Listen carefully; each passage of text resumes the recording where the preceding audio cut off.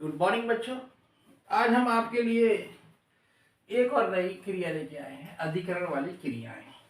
अधिकरण वाली क्रिया ये क्या होता है? इनमें किसी चीज पर किसी का अधिकार होता है। अंग्रेजी बोलते हैं पोजेशन ऑफ वर्ब्स, पहचान। जब हम या और कोई किसी वस्तु पर अपना अधिकार दिखाता है, जब हम इनका प्रयोग करते हैं। जैसे प्रेजेंट में हैज और हैव आता है, पास्ट में हैड आता है, फ्यूचर में विल हैव और शैल हैव आता है। उदाहरण के लिए, मेरे पास खिलौने हैं, आई हैव टॉयज। प्रेजेंट में और सिंगुलर होता, उसके पास खिलौने हैं तो ही हैज टॉयज। तुम्हारे पास कार थी, यू हैड ए कार। उसके पास पैसे होंगे, उसके पास पैसे होंगे तो ही विल हैव मनी। ठीक। अब आता है नेगेटिव। नेगेटिव में क्या होता है? प्रेजेंट में हैज नॉट या हैव नॉट आता है, या इसकी जगह हैज नॉट की जगह हम डज नॉट हैव लगा सकते हैं, हैव नॉट की जगह डू नॉट हैव लगा सकते हैं।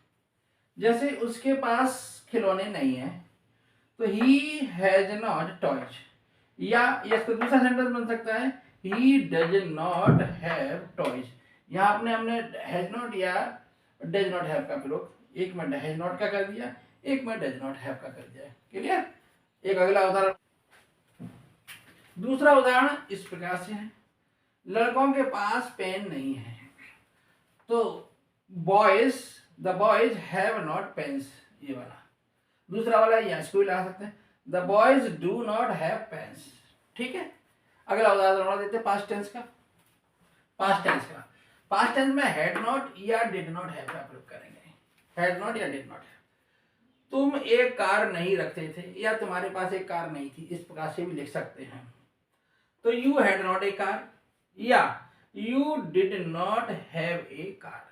क्लियर? अब हम फ्यूचर का उदाहरण देते हैं। अगला नंबर सी, तीसरा उदाहरण ये है, विल नॉट हैव या शैल नॉट हैव आएगा।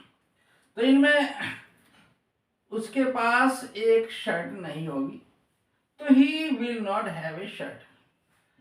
क्या हमारे पास पैसे होंगे तो शैल पहले आ जाएगा, वी हैव मनी। ठीक है बच्चों?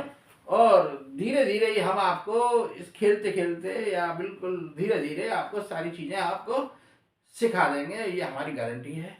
आपको एक दिन ट्रांसलेशन करना पूरा सिखा देंगे अगर आप रोज प्रैक्टिस करें घर पर। ये बहुत जरूरी काम है प्रैक्टिस करना। ऐसा नहीं केवल क्लास देखने के बाद आपने कुछ नहीं किया। प्रैक्टिस कैसे करनी है? आपने सेंटेंस इसी के अनुसार अपने आप हिंदी में भी इमेजिन करने, गाइड नहीं लेनी है। अगर आपने गाइड ले ली तो आपकी प्रैक्टिस बिल्कुल बेकार है, क्योंकि गाइड लेते हैं तो गाइड में उदाहरण भी होते हैं तो हमारा दिमाग ज़्यादा काम नहीं करता, उसमें लगभग थोड़ा हिस्सा ही काम करता है, करीब 40%। अब जब हमारा काम जब हमारा दिमाग 100% काम करेगा, जैसे कि हम ही सेंटेंस को हिंदी में सोचेंगे और हम ही सेंटेंस को अपने आप बनाएंगे, तो हिंदी में भी कुछ गलतियाँ होंगी। हिंदी में सेंटेंस सोचने पर और बनाने पर अपने आप कुछ गलतियाँ होंगी, फिर उनमें भी हम सुधार करेंगे धीरे धीरे। फिर अंग्रेजी के रूल्स तो आपके पास है ही हैं। ठीक है? ये काम आपने जरूर करना है, सारे सेंटेंस